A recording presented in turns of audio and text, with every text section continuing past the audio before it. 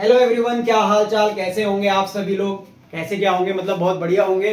तो आइए आज जो है टॉपिक स्टार्ट कर लेते हैं। यूट्रोफिकेशन काफी डिमांड आ रही है क्योंकि एग्जाम के लिए काफी इंपॉर्टेंट टॉपिक है। शॉर्ट नोट्स भी आ सकता है पेपर में। तो यूट्रोफिकेशन के ऊपर बात कर लेते हैं। ये रिलेटेड है एल्गी से या फिर आप किसी से भी रिलेट कर सकते हैं, बट आपको यूट्रोफिकेशन जो है आना चाहिए। तो यूट्रोफिकेशन होता क्या है, तो बात करते हैं यूट्रोफिकेशन की। तो ये कह रहा है, मेरे बारे में आप सब जानते हैं, मेरा नाम सूरज है। तो नेचुरल एजिंग ऑफ लेक मतलब कि क्या कह रहा है, नेचुरली यानी प्राकृतिक कारणों से लेक की उम्र बढ़ना। क्या मतलब, लेक बुढ़ी होगी या फिर रिवर कोई बुढ़ी होगी, तो उसके बारे में बात कर रहे हैं। Natural ageing of lake because of biological enrichment of water, यानी वाटर में अगर बायोलॉजिकली इनरिचमेंट हो जाए, यानी कि जो उसके अंदर पोषक तत्व हैं उनकी अधिकता हो जाए, तो उससे क्या होगा, लेक जो है समय के साथ बूढ़ी पड़ती जाएगी, यानी उसकी नेचुरल एजिंग होती जाएगी।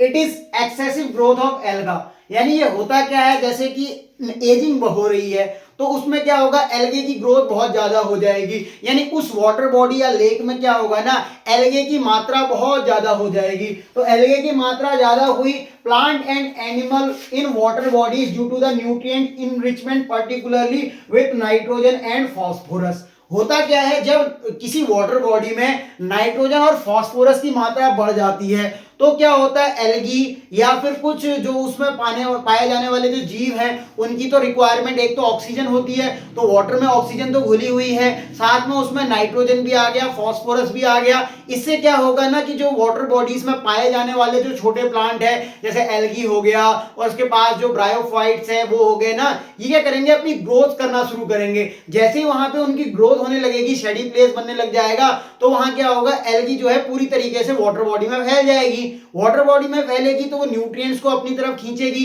यानी जो भी उसमें न्यूट्रिएंट है उसको अपनी में खींचेगी और अपनी ग्रोथ को बढ़ाते जाएगी और पूरे तालाब को ढक देगी। और क्या होगा, उसमें जो पाए जाने वाले एनिमल्स होंगे, जैसे मछली हो गई या कुछ और एनिमल्स होंगे, वो क्या करेंगे, उसमें जो प्राप्त ऑक्सीजन है उसको ज्यादा यूज करेंगे, यूटिलाइज करेंगे, क्योंकि उनको अब जो है रोशनी उसनी मिल नहीं रही है, तो क्या होगा, एल्गी की ग्रोथ ज्यादा हो जाएगी।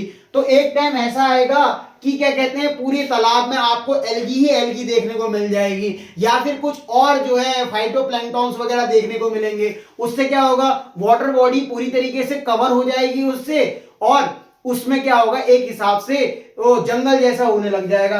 तो क्या ये बहुत फास्ट प्रोसेस होती है? नहीं, ये होती स्लो प्रोसेस है। ऐसा नहीं कि आज आपने क्या किया, देखा तालाब के किनारे पे थोड़ी सी एल्गी उगी है, आप रात को सोने गए, बढ़िया से सोए, सुबह उठ के देखा तालाब पूरा एल्गी से भर गया। ऐसा नहीं होता, ये बहुत ही स्लो प्रोसेस होती है। यानी कि आप क्या देखते हो कि न्यूट्रिएंट का इनरिचमेंट धीरे धीरे होता है। आप देखना, जब स्टार्टिंग में कोई लेक या फिर पॉन्ड बना होता है तो उसका अगर वाटर देखोगे काफी क्लियर होता है। जैसे मैंने आपको दिखाया है, लेक इनिशियली यंग है, यंग मतलब जवान, इसका मतलब ये नहीं कि वो बहुत ज्यादा जवान दिखती है, ऐसा नहीं। उसका जो पानी होगा वो क्लियर होगा, यानी पानी साफ होगा और कोल्ड होगा, ठंडा होगा। मतलब आप जो है एक फ्रेश तालाब देखोगे या नया नया तालाब बना है तो उसमें देखना, आप उसके वाटर को छूकर देखना, आपको पता चलेगा कि जो उसका वाटर है वो थोड़ा सा कोल्ड होगा और क्या होगा, ठंडा होगा, यानी कोल्ड मतलब ठंडा होगा और क्लियर होगा, साफ होगा।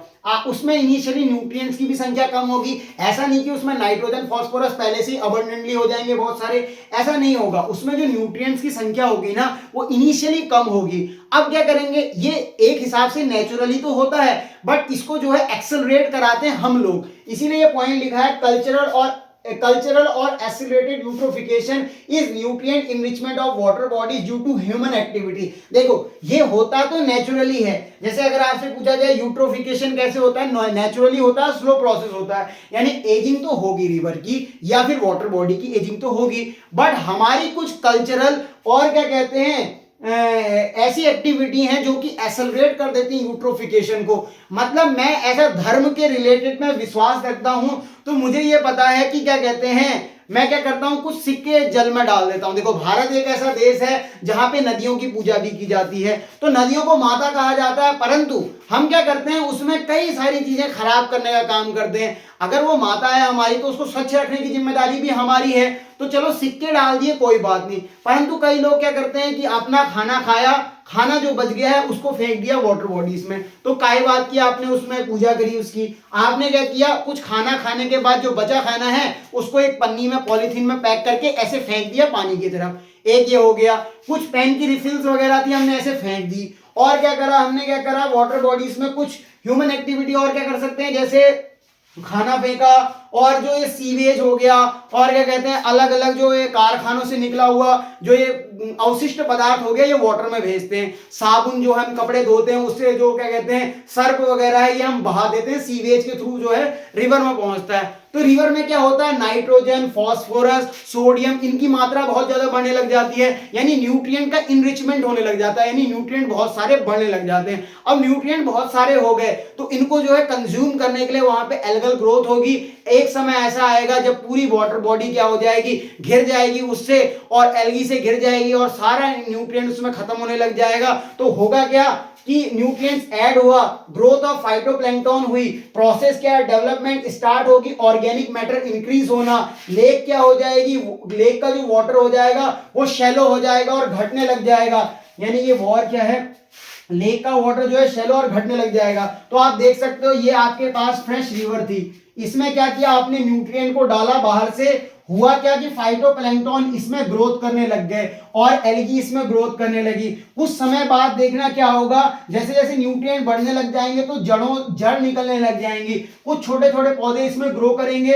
उसके बाद एक ऐसा टाइम आएगा कि बड़े बड़े पौधे भी इसमें ग्रो करने लग जाएंगे, और एक समय ऐसा आएगा जब रिवर पूरी तरीके से खत्म हो जाएगी और उस जगह पे जंगल सा उग जाएगा। यानी कि होगा क्या, नेचुरल एजिंग हुई और क्या हुआ, रिवर जो है खत्म हो गई।